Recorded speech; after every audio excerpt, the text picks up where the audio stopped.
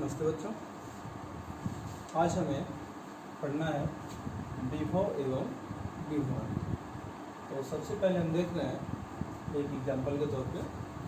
मान लीजिए कोई कंटेनर है, हमने 2 कंटेनर लिया है और इसको एक नली से जोड़ रखा है। चित्रानुसार हमने इसे जोड़ दिया। इसमें अगर कोई द्रव डाला जाए, सपोज करिए इसमें यहाँ तक है और इसमें यहाँ तक है, तो आप देखेंगे यहाँ जो है दाब ज़्यादा होगा, यहाँ दाब कम होगा। अगर हम इस टैप को खोलें तो आप ये पाएंगे कि द्रव का प्रवाह इधर से इधर की ओर, मतलब उच्च दाब से निम्न दाब की ओर होगा।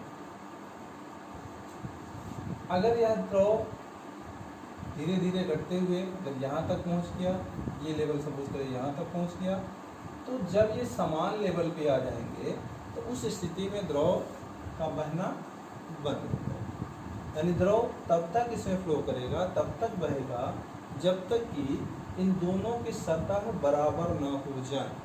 मीन्स दोनों के दाब बराबर न हो जाए, अर्थात द्रव तभी तक फ्लो करेगा, तभी तक इसमें प्रवाहित होगा जब तक कि दोनों के दाब बराबर न हो। अगर हम इसे और नीचे कर दें तो क्या होगा, यहाँ से द्रव बहता रहेगा, तब तक बहेगा। ये चाहेगा कि हमेशा कब तक, जब तक कि द्रव का दाब बराबर न होगा। भले ही ये पूरा द्रव निकल जाए लेकिन इसमें आता है। ठीक इसी प्रकार अगर कोई चालक है, उसके लिए चालक है और हम चाह रहे हैं कि आवेश यहाँ से यहाँ की ओर फ्लो करे, तो इधर से इधर की ओर फ्लो तभी करेगा, तभी प्रवाहित होगा जब तक कि इनके बीच विभव का अंतर हो। यह प्रवाहित अगर इधर से इधर होगा तो उस स्थिति में यहाँ पर विभव अधिक होगा और यहाँ पर विभव कम होगा। जैसे यहाँ पर द्रव के प्रवाहित होने के लिए दाब का अंतर होना आवश्यक है, उच्च दाब से निम्न दाब की ओर द्रव प्रवाहित होता है, वैसे ही आवेश उच्च विभव से निम्न विभव की ओर प्रवाहित होता है। अब आते हैं विभव है क्या। तो किसी धन परीक्षण आवेश को, ये कह सकते हैं, किसी एकांक धनावेश को अनंत से किसी वैद्युत क्षेत्र में लाने के लिए, सपोज करिए कि ये कोई आवेश है और इसके कारण इसे वैद्युत क्षेत्र है। यहाँ पर कोई बिंदु A हमने लिया है, किसी एकांक धनावेश को हम इस बिंदु पर ला रहे हैं। तो एकांक धनावेश को कहाँ से, अनंत से इस बिंदु तक लाने में जितना कार्य करना पड़ता है, उस कार्य को इस बिंदु का वैद्युत विभव कहा जाता है।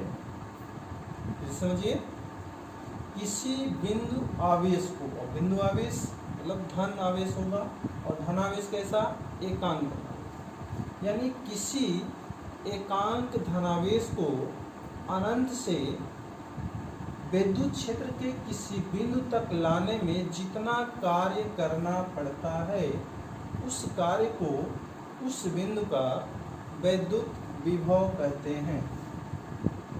मान लीजिए हम परीक्षण आवेश Q0 को इस बिंदु पर ला रहे हैं। यह बिंदु कहाँ है, Q के कारण एक वैद्युत क्षेत्र उत्पन्न हुआ है इसमें।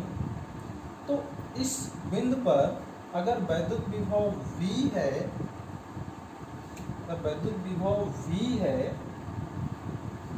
यहाँ से हम Q0 ला रहे हैं, यहाँ से लाने में अगर W कार्य करना पड़ रहा है तो W बाई Q0 बिंदु A पर वैद्युत विभव होगा। क्यों? क्योंकि हम कह रहे हैं कि एकांक धनावेश को अनंत से वैद्युत क्षेत्र के किसी बिंदु तक लाने में जितना कार्य करना पड़ रहा है, वही कार्य उस बिंदु का वैद्युत विभव होता है। तो यहाँ हम चूँकि Q0 आवेश ला रहे हैं, तो अगर Q0 से W में हम डिवाइड कर देंगे तो क्या होगा, एकांक धनावेश को लाने में किया गया कार्य होगा। और ये कार्य क्या होता है? वैद्युत विभव।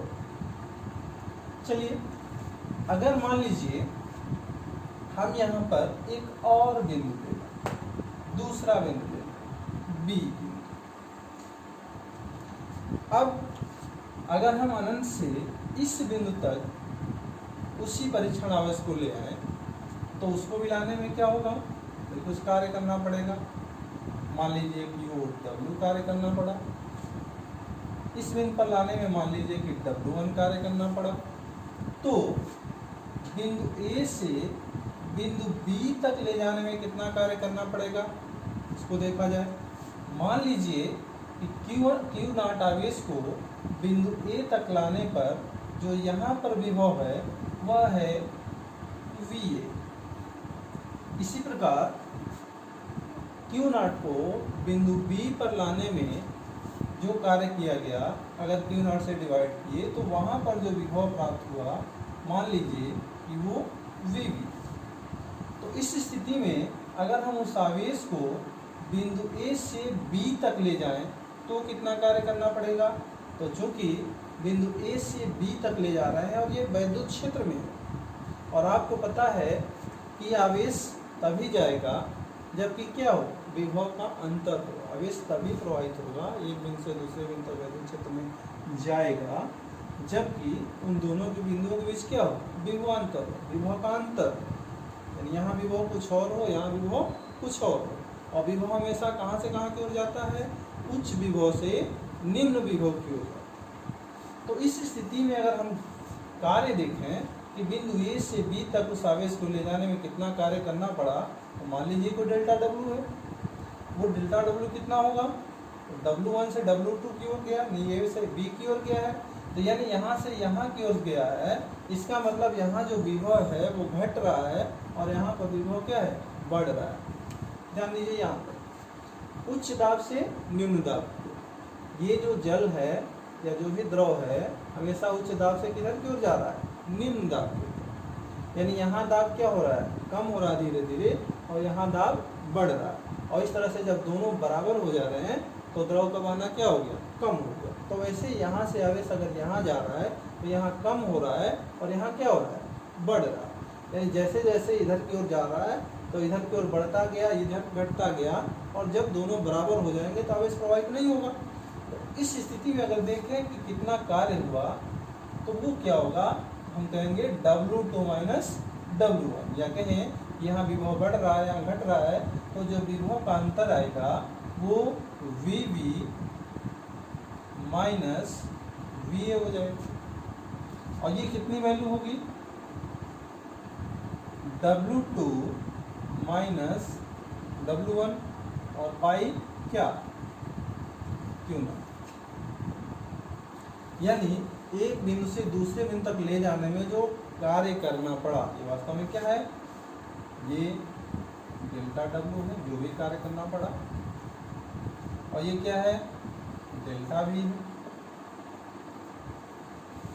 तो यहाँ से देखिए, एक बिंदु से दूसरे बिंदु तक, कहाँ? किसी वैद्युत क्षेत्र में बिंदु आवेश को ले जाने में जितना कार्य करना पड़ा, यानी एकांक धन आवेश को ले जाने में जितना कार्य करना पड़ा, वह कार्य उन दोनों बिंदुओं के बीच का विभवांतर कहलाता है।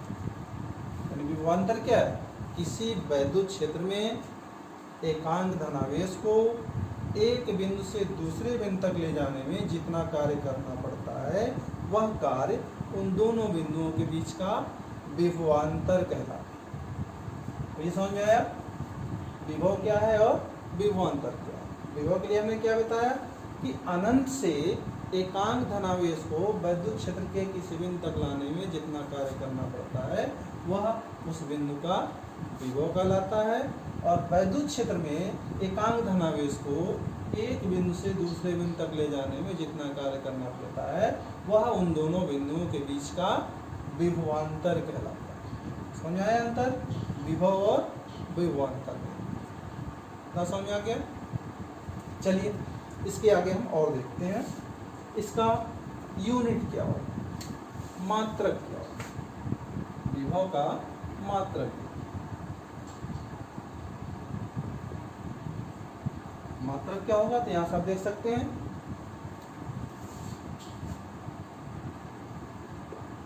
का मात्रक इक्वल टू क्या होगा, W का मात्रक और Q का मात्रक, यानी कार्य का मात्रक अपन आवेश का कितना होगा। कार्य का मात्रक क्या होता है, जूल। आवेश का मात्रक क्या होता है, कूलाम। ये जो वैल्यू हो गई क्या होगा, जूल प्रति कूलाम। और जूल प्रति कूलाम को ये कहा जाता है वोल्ट, तो कहते हैं वोल्ट। अब यहाँ पे देखिए 1 वोल्ट है क्या वास्तव में, तो 1 वोल्ट क्या होगा, 1 जूल बटे 1 कूलाम, यानी 1 कूलाम आवेश को किसी बिंदु से, यानी वैद्युत क्षेत्र में चल रहा है, वैद्युत क्षेत्र में 1 कूलाम आवेश को एक बिंदु से दूसरे बिंदु तक ले जाने में अगर 1 जूल कार्य करना पड़ रहा हो तो उन दोनों बिंदुओं के बीच का विभवांतर कितना होगा, 1 वोल्ट होगा। सिंपल सा है। एक बिंदु से दूसरे बिंदु तक अगर 1 कूलाम आवेश को ले जा रहे हैं और अगर 1 जूल कार्य भी करना पड़ रहा है तो उन दोनों बिंदुओं का विभवांतर 1 वोल्ट होगा।